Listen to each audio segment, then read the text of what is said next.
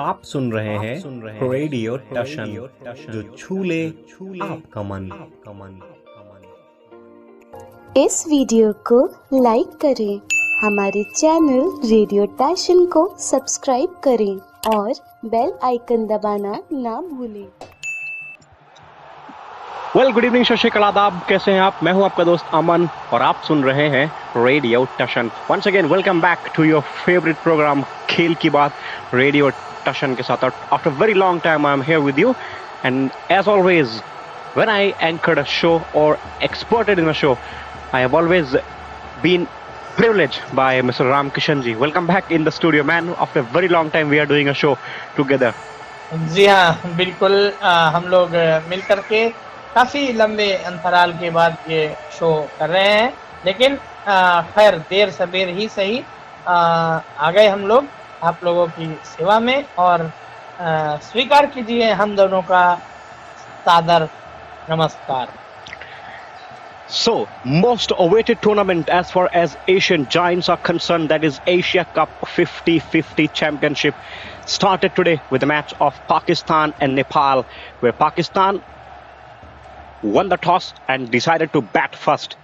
And he scored mammoth 342. It's a big score in any form of the game.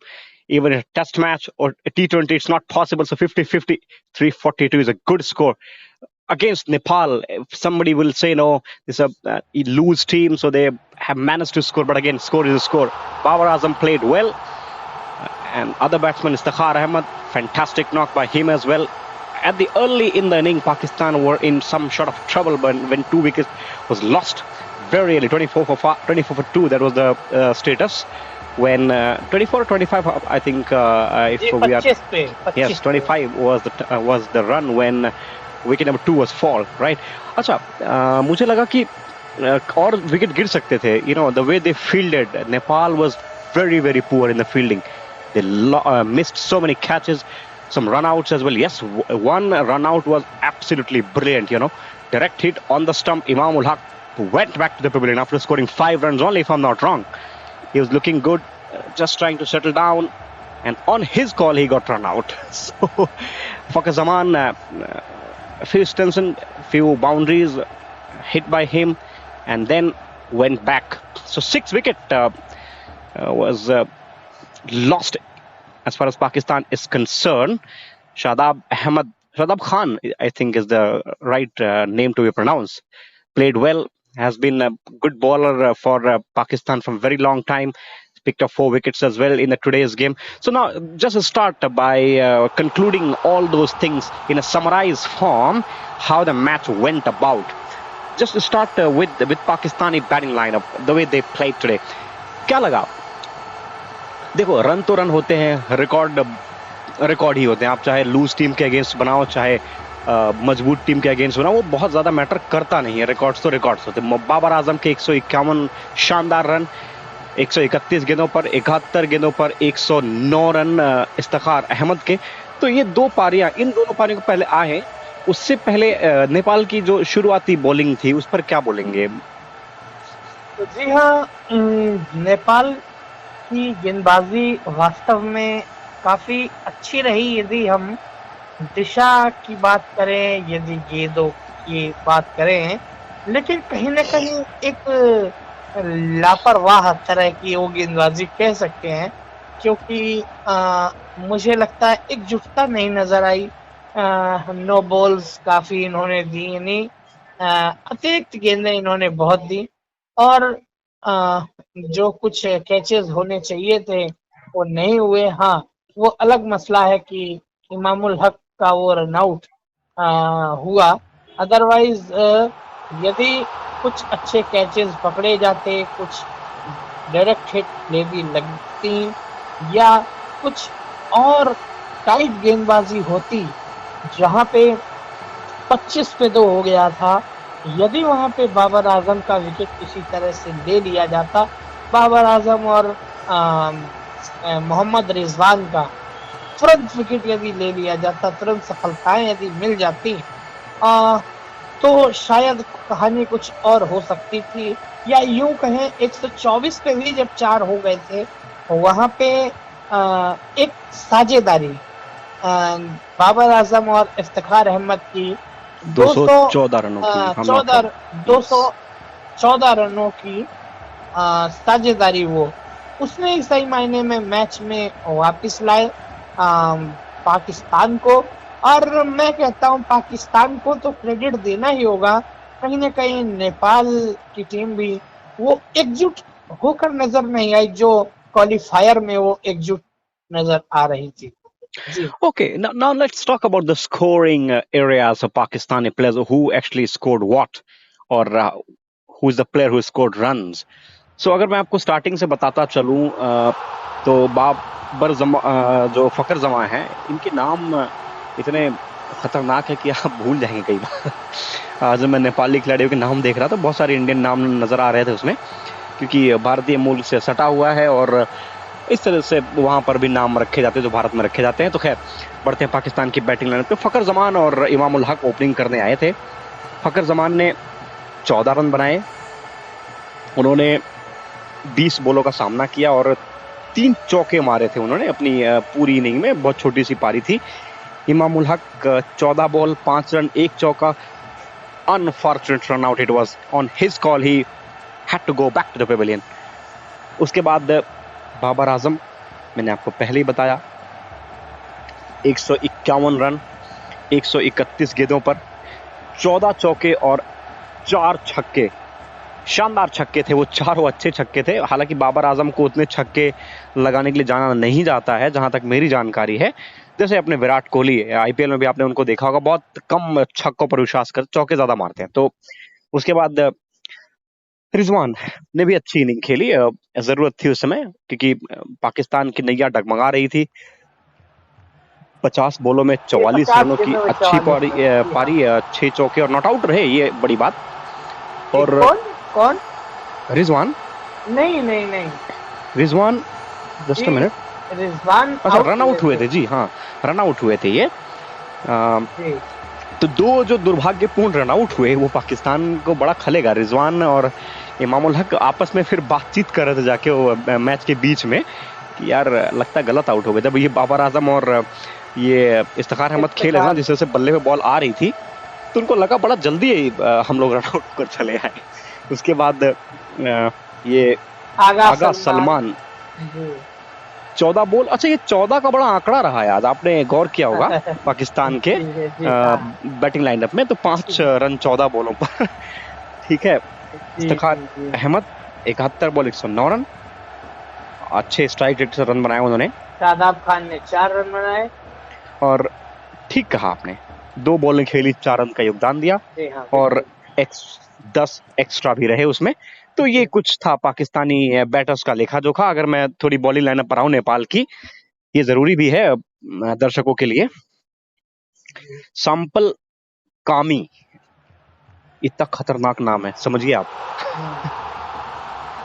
10 over 1 maiden 85 run, एक maiden भी फेंक दिया जी, और 85 run भी दे दिए। सोचिए, एक मेडन फेंकने के बाद 50 रन दिए, ये स्थिति है। 9.5 रन प्रति ओवर के हिसाब से उन्होंने गेंदबाजी। बिल्कुल। संदीप लामिछाने ने 10 ओवर में 67 रन दिए, ये इकोनॉमिकल रहे बिल्कुल, लेकिन 1 विकेट मिला। मुझे लगता है काफी रन पड़ गए फिर भी उनको। हाँ, जिस हिसाब से उनकी रेपुटेशन है, काफी रन दिए। हवा उड़ाया जा रहा था कि पाकिस्तान की बैटिंग को तहस नहस करने की क्षमता है संदीप लामिछाने में, लेकिन ऐसा कुछ हुआ नहीं। बिल्कुल। करण केसी एक बॉलर है, हाँ बिल्कुल, 9 ओवर कोई मेडन नहीं, 54 रन। तो मुझे लगता है संदीप से बेहतर बॉलिंग फिगर तो इन्हीं का नजर आ रहा है, अगर आप थोड़ा सा कंपैरिजन करके देखें। बिल्कुल। गुलशन 4 ओवर फेंके, गुलशन झा, बिल्कुल गुलशन झा, बिल्कुल 35 रन दिए, कोई भी मिडन नहीं फेंका इन्होंने। राजवंशी, ये अच्छी बॉलिंग की इन्होंने, 10 ओवर में 48 रन दिए। तो कुछ अच्छे बॉलर्स देखने को मिल रहे हैं, ऐसी बात नहीं है नेपाल में जी।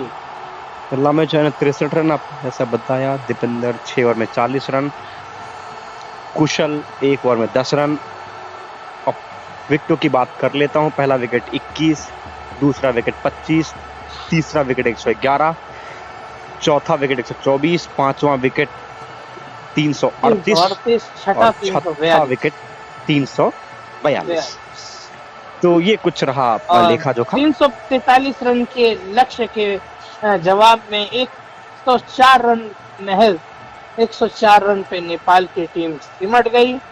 पाकिस्तान को एक बहुत लंबी चौड़ी जीत बहुत अरसे बाद मिली है, मैं यूँ कहूँगा, और एक कहीं न कहीं तोहफे के रूप में पाकिस्तान को ये शुरुआत जो उनको चाहिए थी वो मिल गई है।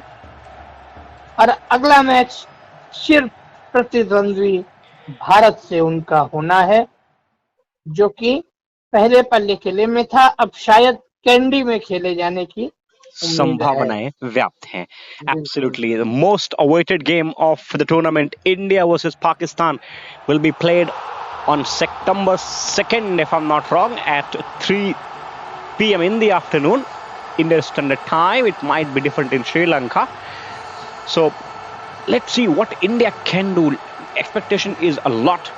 So many what I can say, players are coming back after injury. Bumrah is returning back, has been brilliant in T20 series against Ireland, captained India, win the series, and now looking in the rhythm actually to play against Pakistan, a very good team actually. It is not to be said only because the way they played today against Nepal, beat by 238 is a big margin actually. So Nepal की थोड़ा score की बात कर लेता हूँ, किसने कितने बनाए। कुशल ने 8 रन बनाए, आशिफ जो विकेट कीपर हैं 5 रन, रोहित कोई रन नहीं, कप्तान थे, ये इनके ऊपर जिम्मेदारी थी बट इन्होंने उस पर जिस तरह से उन्हें खेलना चाहिए था उस तरह से खेला नहीं। आरिफ 26 रन बनाए, सैंपल कामी 28, गुलशन झा ने भी 13 रन बनाए, दीपेंद्र सिंह 3, कुशल एक और, माला 6, लमेजन ने कोई रन नहीं बनाए, करण केसी 7, राजवंशी कोई रन नहीं, एक्स्ट्रा 8। और बॉलिंग की बात अगर करूं, Shaheen Afridi 5 over 27 run 2 wicket. ये दोनों विकेट पहले ओवर में रामकिशन जी गिरे थे तो सिचुएशन वहीं से खराब होने लगी थी जी। नसीम शाह ने भी अच्छी बॉलिंग की, 5 ओवर कोई मिनट 17 रन 1 विकेट जी। Haris Rauf 5 over 1 minute 16 run 2 wicket. Shadab Khan 6.4 over 0 maiden 27 run 4 wicket. Mohammad Nawaz 2 over कोई मिनट नहीं 13 रन 1 विकेट। तो और ये 10 विकेट बट गए थे, ये 10 विकेट बट गए है ना। यानी हाँ, यदि इसको सही आंकड़े के हिसाब से समझे हम तो शाहीन अफरीदी ने 2 विकेट लिए, शादाब खान ने 4 विकेट लिए और वहीं पे 2 विकेट प्राप्त हुए हारिस रऊफ को और नवाज और एक विकेट नवाज को मिला और एक ही विकेट आप नसीम शाह को मिला। इन लोगों ने विकेट बांट लिए आपस में और विकेट बांट लिए। खैर, कल एक और मुकाबला एशिया कप का दूसरा मैच खेला जाएगा बांग्लादेश वर्सेस श्रीलंका के बीच। तो अच्छा मैच है, दोनों चिर प्रतिनिधि टीमें हैं, अच्छा खेलती आई आपस में। श्रीलंका भी अभी नई टीम है, उभर रही है। बांग्लादेश के साथ कुछ अच्छे प्लेयर्स जुड़े हुए हैं, लेकिन कई बार बांग्लादेश कईयों के साथ बड़ा मुसीबत बन जाती है। भारत के साथ 2007 वाला विश्व कप कौन ही भूल सकता है। अभी भी लोगों की आंखों में पानी आ जाते हैं जब भारत के वर्ल्ड कप कैंपेन 2007 को याद करते हैं, चाहे वो प्लेयर्स हो, दर्शक हो, हम में से आप में से कोई भी हो। बड़ा दुखद समय था वो भारत क्रिकेट के लिए, लेकिन उसके बाद उभरा भारतीय क्रिकेट एक अच्छे हाथों में गया। धोनी उस समय उभर रहे थे। 2011 का विश्व कप आपने देखा, उसी विश्व कप की एग्जिट के बाद T20 का विश्व कप जो था वो भारत ने जीता था। तो ये आप सबको पता है, इसमें कोई बहुत ज़्यादा ऐसी चीज़ें हैं नहीं। ये तो बस रीबैक हम जिसको कहते हैं, रीलेन, कुछ भी कह लीजिए, वहाँ आपको थोड़ा ले गए थे कि क्या स्थिति थी भारतीय क्रिकेट की और अब क्या स्थिति है।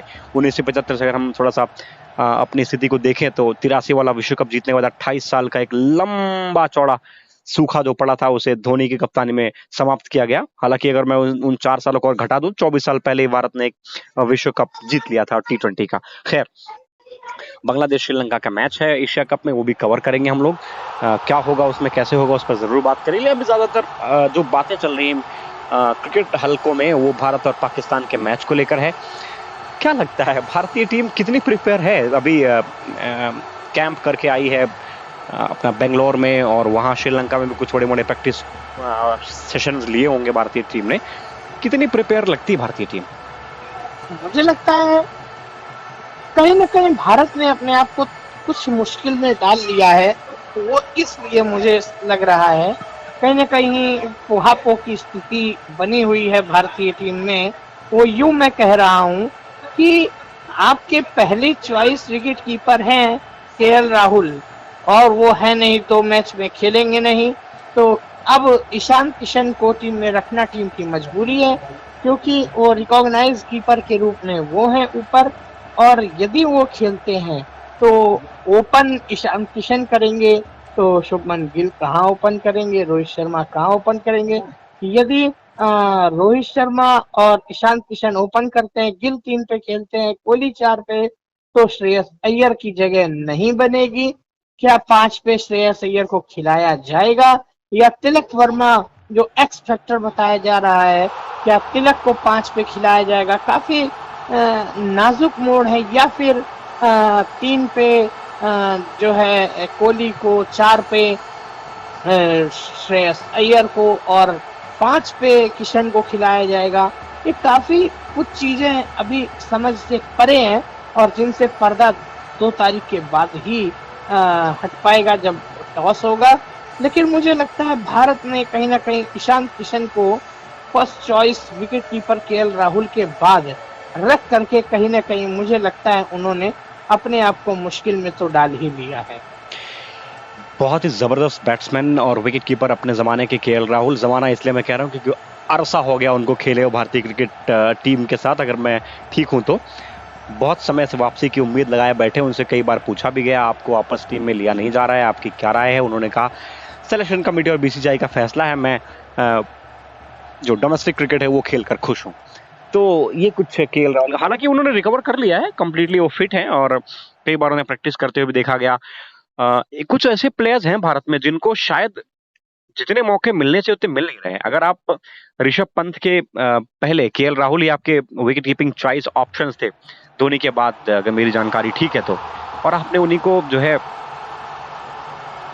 एक वो कौन सा शब्द इस्तेमाल करूं मैं, मुझे एग्जैक्टली अभी याद नहीं आ रहा है, हाशिए पर या हाशिए पर, बिल्कुल ठीक क्या दिलाया आपने, हाशिए पर डाल दिया है। तो ये ठीक नहीं है। भारत ठीक है मजबूत टीम है, लेकिन पेपर पर मजबूत होना एक अलग बात है, फील्ड पर मजबूत होना अलग बात है। विराट कोहली के साथ आप सभी समझते हैं समस्याएं कहाँ होती हैं, बड़े मैचेस में कभी चलते नहीं। अभी जो यो टेस्ट हुआ था या भारत में सो कॉल्ड जो टेस्ट है, उसमें भी विराट कोहली कई प्लेयरों से नीचे उनके अंक हैं वो आए हैं। तो फिटनेस को लेकर भी थोड़ा सवाल या निशान जरूर है, लेकिन क्योंकि अभी तक उन्होंने अपने आप को मेंटेन रखा है, फिट रखा है, तो शायद इसलिए इस पर कोई प्रश्न चिन्ह लगता नहीं है। लेकिन वही फिर बात, क्या विराट कोहली या रोहित शर्मा जैसे प्लेयर भारत के लिए फाइनल मुकाबलों में आपने देखा है क्या कर पाया हुआ अब तक उन्होंने? तो क्या ये बड़ा मैच है? क्योंकि पाकिस्तान के मैचेस को हम भारतीय लोग कम से कम एक फाइनल की तरह देखते हैं, चाहे कोई भी वो सीरीज हो, चाहे वो चैंपियंस ट्रॉफी हो, एशिया कप हो, वर्ल्ड कप हो, कुछ भी हो। अगर हम पाकिस्तान से जीत गए तो हम समझते हैं कि हम फाइनल जीत गए। हालांकि खेल में तमाम सारी चीजें होती रहती हैं, उससे बहुत ज्यादा प्रभावित नहीं रखना चाहिए अपने आप को। ठीक है, बीइंग एन इंडियन ये फर्ज है हमारा कि हम चाहे इंडिया जीते, और दिल में तो हमेशा ही रहता है कि भारत जीते। कई बार लेकिन स्थितियां अनुकूल नहीं होती हैं तो भारत को हार का भी सामना करना पड़ सकता है। ऐसी स्थिति में जब भारत के पास तेज बैटरी एक जमाने में जो हुआ करती थी जहीर खान के समय में, अभी आपको लगता नहीं कि कमी नजर आ रही कहीं ना कहीं? जैसे क्या बोलते हैं उनको, बुमराह के अलावा कोई आपको नजर आता है? नहीं, ऐसा कुछ नहीं है। मुझे लगता है पेस बैटरी में कमी नहीं है, क्योंकि अभी आपने सिराज, शामी और बुमराह के साथ आप जा रहे हैं। सिराज ने ये जो सेशन रहा है बहुत बढ़िया सिराज ने परफॉर्मेंस किया है, उसके बाद प्रसिद्ध कृष्णा आपके बैकअप तेज गेंदबाजी के फहरिस्त में है। तो मुझे लगता है गेंदबाजी समस्या नहीं होगी, क्योंकि भारतीय कॉन्टिनेंटल में मैच हो रहे हैं, भारतीय उपमहाद्वीप में मैच हो रहे हैं। तो मुझे लगता है कि समस्याएं स्पिन के साथ ज्यादा होंगी बनिस्बत तेज गेंदबाजी की अपेक्षा। मैं बस आपकी राय जानना चाह रहा था। भारतीय गेंदबाजी के क्रम से मुझे भी बहुत उम्मीदें हैं। शामी हो, बुमराह हो, सिराज हो, ये सब अच्छे बॉलर्स हैं। प्रसिद्ध कृष्णा अपनी प्रसिद्धि धीरे धीरे बना रहे हैं। ऐसा लगता है भारतीय टीम में एक समय आएगा जब वो भी भारतीय बॉलिंग लाइनअप की धुरी माने जाएंगे। जैसे एक जमाने में मैंने अभी जिक्र किया, जहीर खान, अजित अगरकर, इरफान पठान जैसे प्लेयर्स हुआ करते थे। विश्वनाथ हो गए, ये सब अच्छे जबरदस्त गेंदबाज हुआ करते थे। कपिल देव को कौन भुला सकता है, अनिल कुंबले हो गए, बड़ी लंबी फहरिस्त है गेंदबाजों की। हरभजन सिंह द टर्मिनेटर, आज भी वो किस्से सुनाते हैं अपने। खैर, तो ये रही भारत पाकिस्तान और नेपाल और पाकिस्तान के मैच पर हमारी कवरेज। थोड़ी सी अगर और बात करूं तो बांग्लादेश के लिए शायद एक सेटबैक है। इबादत हुसैन अच्छे बॉलर हैं, बांग्लादेश के लिए अच्छा खेलते आए हैं। फिलहाल ऐसी संभावनाएं हैं वर्ल्ड कप तक वो फिट नहीं होंगे, सर्जरी के लिए गए हैं, इतना समय है नहीं रिकवर कर पाए, तो ये एक सेटबैक है बांग्लादेश के लिए। जी हाँ, और कुछ खबरें हालिया समय में और घटी हैं जिन पे नजर दौड़ाना जरूरी है। विश्व एथलेटिक्स चैंपियनशिप में जो अभी जो पीछे हुई इवेंट खत्म हुआ, नीरज चोपड़ा उसमें गोल्ड मेडल, बिल्कुल गोल्ड मेडल उन्होंने पाकिस्तान के ही अरशद नदीम को हरा के उन्होंने गोल्ड मेडल पे कब्जा किया था। और एक और खबर कुश्ती से है, जो कि थोड़ी सी पुरानी अवश्य हो गई, लेकिन हम आ नहीं पाए थे तो बताना जरूरी। भारतीय कुश्ती फेडरेशन पे अंतर्राष्ट्रीय कुश्ती संघ ने बैन लगा दिया है। इसका अर्थ यह है कि भारतीय कुश्ती संघ किसी भी तरह की एक्टिविटी में भाग नहीं ले पाएगा। दुखद लेकिन सत्य, बिल्कुल ये है। और इप्सा जो इंग्लैंड में गेम चले थे ब्लाइंड के, उसमें इप्सा, जी जी जी आपने शायद सुना होगा, उसमें भारत ने, Indian blind sports association, absolutely तो भारत और पाकिस्तान फाइनल में थे और अनफॉर्चुनेटली भारत को पाकिस्तान के हाथों मुंह की खानी पड़ी, जो एक्सपेक्टेड नहीं था। 2 मैचेस खेले भारतीय ब्लाइंड क्रिकेट टीम ने और दोनों में ही पाकिस्तान ने हरा दिया। एक तो लीग मैच था, दूसरा फाइनल। लेकिन भारतीय महिला ब्लाइंड क्रिकेट टीम ने अच्छा काम किया, उन्होंने गोल्ड मेडल जीता, प्रधानमंत्री ने बधाई भी दी उन्हें। तो मैं समझता हूँ इस फील्ड में भी पाकिस्तान और भारत की टीम है, क्योंकि ऑस्ट्रेलिया वगैरह की टीमें उतनी अच्छी आती नहीं है। ब्लाइंड क्रिकेट उतना ज़्यादा प्रचलित शायद ऑस्ट्रेलिया में है नहीं। भारत और पाकिस्तान एक मात्र ऐसे देश हैं जहां से आपको अच्छे अच्छे प्लेयर्स निकल कर आते रहे हैं, आते रहेंगे भी, क्योंकि यहाँ पे संख्या ज़्यादा है। और ऑस्ट्रेलिया वगैरह में थोड़ी सी मुझे लगता है इस तरह के गेम्स में उतना फोकस नहीं रहता है। हाँ, इंग्लैंड एक अच्छी कंट्री है जहाँ पे इस तरह के गेम्स को बहुत बढ़ावा दिया जाता है। तो ये तो कुछ थी बातें, और उधर बीसीसीआई अपने राइट्स बेचने के लिए तैयार है। तो देखते हैं कौन खरीद पाएगा, सोनी या फिर वायोकॉम। सोनी और जी का मर्जर होने वाला है। आपको बताऊं, अगर सोनी और जी का मर्जर हो गया, इससे होगा क्या, जो मैचेस आप सोनी पे देखेंगे वो मैचेस आप जी पर भी देख पाएंगे। तो अब ये देखना है कि जी और सोनी पहले तो मर्ज हो और उसके बाद क्या खरीद पाएंगे, या फिर वायोकॉम ले जाएगा जो कि जियो का है, आप जान ही रहे हैं, या फिर हॉटस्टार ले जाएगा या स्टार स्पोर्ट्स नेटवर्क ले जाएगा। ये बड़ा मुश्किल सवाल है, इस पर नजर बनी रहेगी। और तो आज, हाँ जी बताइए, और कुछ देख लूं। नहीं, ऐसा कुछ खास तो बताने के लिए नहीं है। मुझे लगता है कि आज के दिन के इस अंक में बस इतना ही। हम दोनों को इजाजत दीजिए। नमस्कार, शुभ रात्रि, शब्बा खैर।